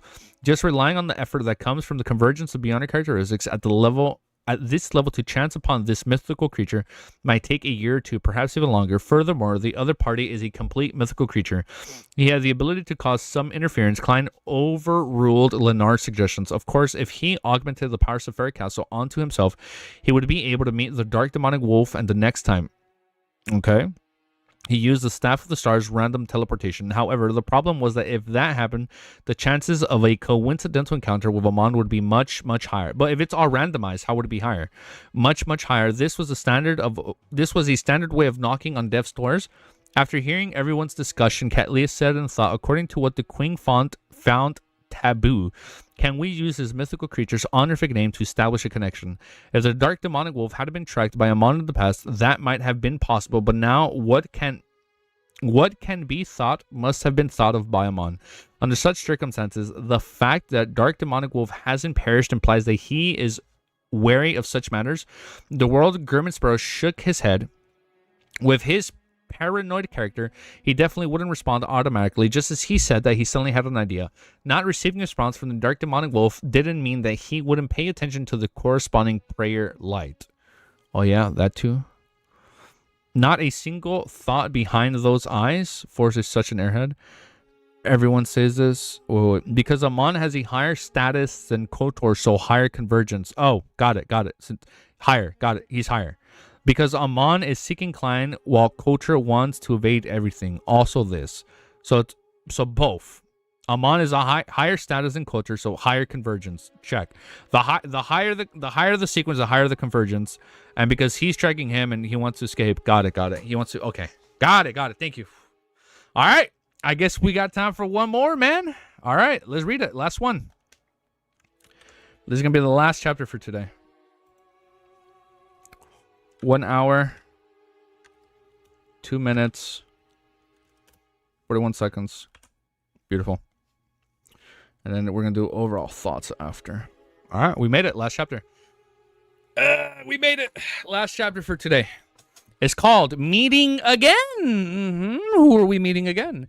As he had personal experiences, Klein placed himself in the shoes. Oh, almost forgot to update this. As he had personal experiences, Klein placed himself in the shoes of the Dark Demonic Wolf and pondered. Did I do my timestamps? And pondered. I did. Shit, let me read this again. And pondered. Usually he would shut down the automatic prayer response to prevent an enemy from using the feedback to establish a connection and lock onto his position. Under this premise, to receive a sudden prayer from a stranger, he would no doubt lead to him relying on the corresponding point of light to observe the supplicant and grasp more information. This allowed him to make preparations for what might happen in the future. If the person chanting the honorific name was a powerful existence like Amon or some relatively more familiar, it would be the best to destroy the point of light immediately. However, if the person was a stranger, under such a situation where he was completely safe, he would monitor him for a long period of time to understand the exact situation and see if there was a need for a counter attack. It was something that every rational creature would most likely do. At the very least, Klein would do so. The essence of this matter was that non-mythical creatures were marked by high-level existences. They could die in a baffling and tragic manner at any moment. To the supplicant, this was equivalent to suicide or something even more terrifying. To the dark demonic wolf, it was only a positive outcome, nothing negative. At the beginning, the suspicious dark demonic wolf would definitely suspect that there was a conspiracy. He wouldn't dare to establish a connection and influence Klein from a distance. However, with the passage of time, as the observations depended on a confirmation was made by the other party, was a non-angel weakling who possessed the aura of Sephira Castle with signs of being unprepared, he would definitely find an opportunity to attack from afar. At the time when Klein was mostly unprepared, he would mark the prayer of light and deal a remote attack. I'm following. This aligned with Klein's previous conclusion about his advantage that Klein, I'm very weak. Okay, if you doubt them, you have an advantage. If they think you're weak, you have an advantage. The only problem with this plan was that the initiative was completely in the hands of the dark demonic wolf. Everything Klein did would be monitored, and there was no way to prepare ahead of time. Once the other party tried to exert his influence on him, he would not be able to fight back and would be spared few. By doing so, I would successfully bait the prey, but kill the hunter as a result. It's meaningless, yet if I don't place myself in such a passive position, it will be difficult to bait an angel of the seer pathway, the paranoid dark demonic wolf. This is something that a marionette or others cannot do in my stead. If only I can be certain that the dark demonic wolf wouldn't rashly attack remotely because of his paranoia and will only choose to monitor and observe. Thoughts raced through Klein's mind as he sought out the possibilities amongst numerous impossibilities. With regards to this, he could only sigh inwardly, feeling regretful for not being an angel from the spectator pathway. According to his assumptions, the angels of the spectator pathway would be more or less have some special characteristics. The more the other knows about you, the more you understand them. When the dark demonic wolf monitored him closely through the prayer light and ended up carefully observing an angel from the spectator pathway, his position would undoubtedly be exposed to the other party. Unfortunately, I'm not. Besides, the Spectre Pathway Sequence 2 might not be able to do so. I can only be certain that a Sequence 1 has this special trait. Summoning 008 from the fog of history. No, let's not talk about whether I can summon that quill without Grizel's travels. Even if I successfully create a projection, the quill is quite a while I am still myself. The Dark Demonic Wolf's understanding of me doesn't make 008 do the reverse. Also, I'm getting lost in the sauce. Also, I can only use it for a mere 2 minutes. It wouldn't be enough to sense anything. It can be used as supplementary to plan right in the development I wish to see happen, making the Dark Demonic Wolf choice appear reasonable so as to eliminate uncertain elements. Klein considered for a long while, but he failed to find a suitable plan to bait his prey. Apart from feeling regretful that he wasn't a Sequence 1 angel of the Spectre Pathway, he had also thought of the cosmos. Just learning of it would result in the corruption from the cosmos. If I had the nature of the cosmos, then after the dark demonic wolf uses the prayer point of light to monitor me, he would be corrupted, allowing me to lock onto him. He would be corrupted? Me to lock onto his position. However, the cosmos nature is higher than that of an angel. How could I have it? I keep feeling that I've forgotten something. Klein made the world. German's Bro shake his head indiscriminately as he surveyed the area. There's no need to discuss the answers now. I feel like the music is a little bit low. I'm going to raise it just a smidge. There's no need to discuss the answer now. You can go back and communicate with the right person with suitable methods. He forces his attention of the Star Leonard and the Hermit Catalea, hoping that they would be able to advance from the existences that were hoping to get advice from the existences that were more experienced as such as Palazaros and the Queen Mystic Bernadette. As for himself, he would return to Backland with the aid of the historical projection. He would seek advice from Miss Messenger, Will Osutin, and the ascetic Ariana. This is what it means to seek the opinions of an angel of a quasi-angel before making a major decision. Klein made a self-deprecatory self-deprecatory comment.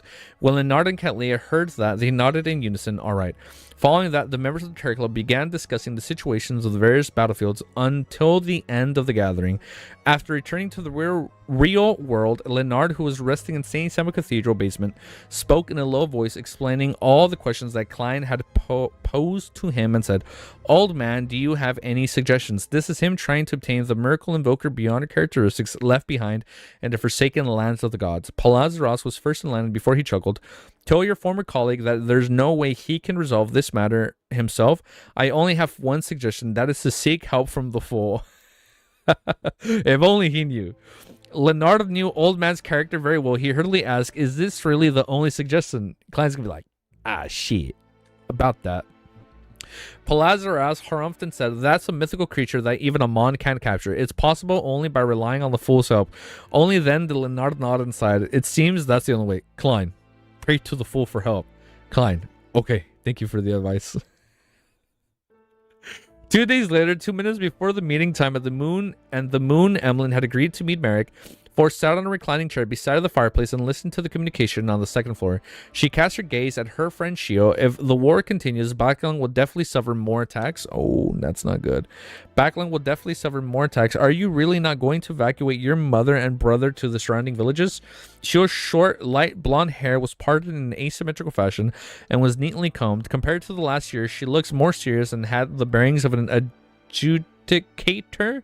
She was like a high-ranking knight leading an order of knights. She hesitantly said, "The population in the surrounding villages has reached its limit. Besides, I can still get enough food from MI9 now." Having said that, she paused and said, "If the flames of war really reach Backland, take them traveling to Intis and Phaenopotter. It seems that's the only way." Just as Ford was about to mention the matter of her buying food in Intis a few days ago, she suddenly heard the alarm ring. She shivered and suddenly sat up straight. She stretched out her right hand, which was wearing a red string, and grabbed it into the air.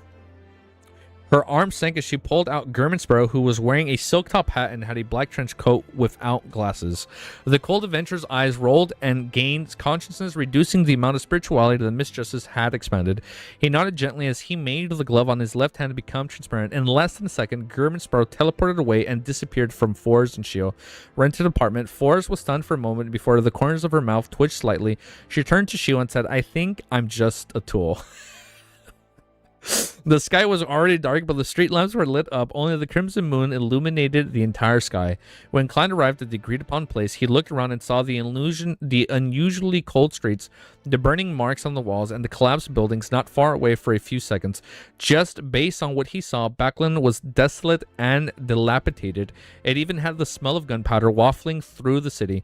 At this moment, Emlyn White walked out of an alley and nodded at the crazy adventurer. According to German Sparrow's instructions, he didn't say a word or bow. To prevent any delay in whatever precious time, German Sparrow had led him to a nearby house and knocked on the door rhythmically. With a creak, the door opened automatically, revealing a dark environment blanketed with faint moonlight. The moment Emlyn and Klein entered, they saw the white shirt and the black-vested Merrick sitting on the sofa. The door behind them seemed to have a life of its own as it slammed to a close. After taking a glance at him, Emlyn smiled and pointed at him. "This is my partner, Mr. German." Oh, no way. Merrick is gonna be like, Sherlock, it's been so long. "This is my partner, Mr. German Sparrow." Just as he finished speaking, he suddenly realized the way Merrick looked at him was even odder, as though he was examining an idiot. Oh, this is so fucking funny. "Long time no see." Merrick immediately stood up, pressed his hand to his chest, and bowed as Sherlock Moriarty.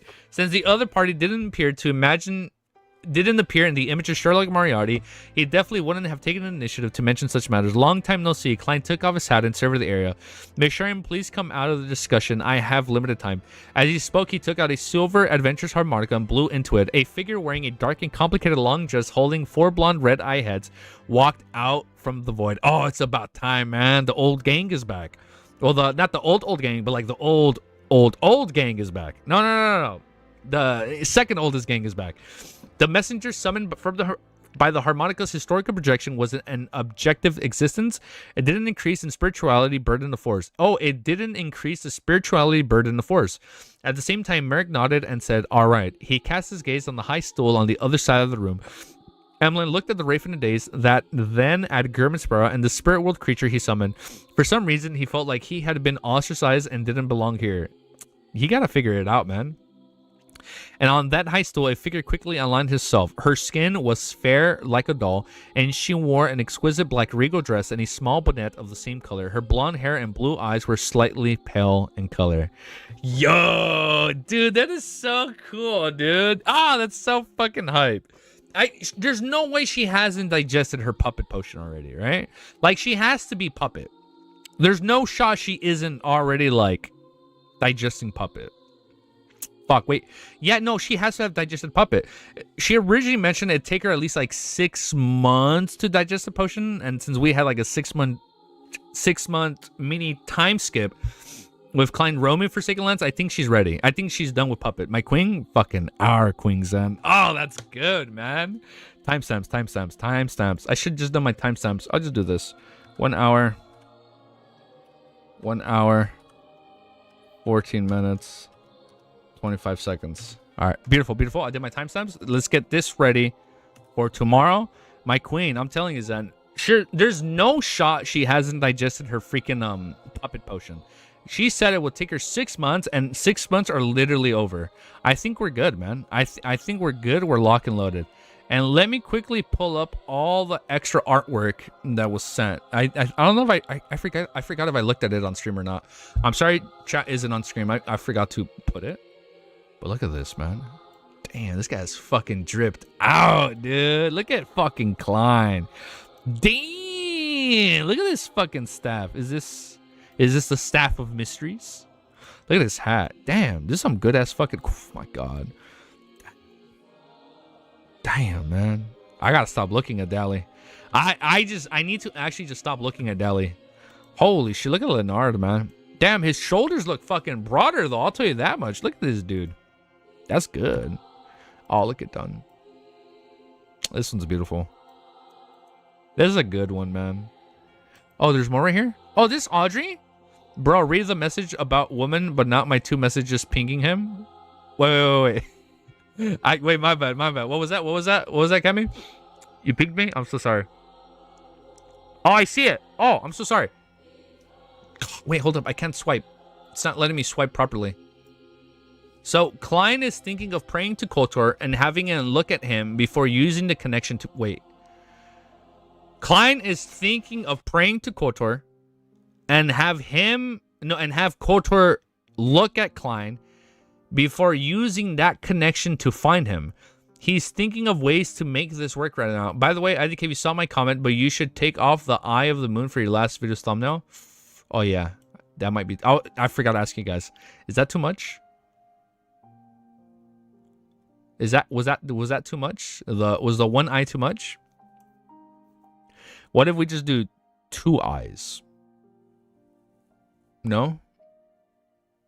Okay, we'll take it off. The moon in the title is fine, but the eye is too much in my opinion. Okay, we'll take it off. Yeah, we'll take it off. I feel like anybody reading it would know when I put they see or they watch. I think they'll know. Okay, so we'll take off the eye though, just for other people. I got you. Damn, look at this artwork though. I got you. I'll take it off then. Damn, look at this. This is fucking badass. Look at this. It's so weird. This is so fucking cool with the moon in the background. What the fuck? Damn, that is sick. I missed the last stream. I missed the reveal. I'm sorry, Meg. I know. I'm sorry. I know my streaming times are kind of like bad for you guys. Oh my god. Is that old man? Is that Palazaros? No fucking shot that isn't him. Is that Palas? The vid is out. What the fuck? Oh, this is good. That's a good one. Damn, this is a good ass picture. I'm sorry chat isn't on screen. God damn, man. Jesus. Oh my god. I need a 4K like resed picture. Oh, it's not Palaz. Oh, okay. The only way I can see it not being Palaz is because the hairstyle kind of looks like him. I guess this can just be like his shadow, but I was like, okay, it's probably like referencing Palas, but it's okay. I can see how it's not Palas because it's the same hairstyle as him. But look at this, man. Jesus, hallelujah. I need a 4K res picture of this, and this is gonna be my new permanent wallpaper. Damn, look at Dunn, man. Look at this dude. This is when Klein would walk in and he'd be like, oh, I forgot. I was thinking KOTOR comes after the reveal. Jeez, man. What a damn good wallpaper. That's going to be a good future wallpaper. All right, man. I think that's it. I'm going to let you beautiful people go. We made it just in time. We can finish stream just shy of 4 minutes before I have to head it out. I love you all. We'll be back tomorrow for roughly another 5 chapters. I do plan on making another Critical Role video just because the first video did really well. And I feel like at least I'll be good for the channel. And I am having a lot of fun watching it, man. Episode 1 was like 4 hours and something minutes, and it was really good. So I'm excited to watch episode 2 in the next hour or so. And then I'll probably make a video. And then after I'm done with that video, we should be able to go live and knock out another 5 chapters. And I know I said I was going to stream all day Saturday or Sunday. Let me double check. I need at least 1 day with the misses, and then I need 32 to 36 is together. Okay, I need at least 1 day with the misses. Fuck. All right, we'll see how we're gonna do it. We'll see how we'll do it. I'll let you all go. Have an amazing, beautiful day, and I'll see you guys all very, very soon. Peace out.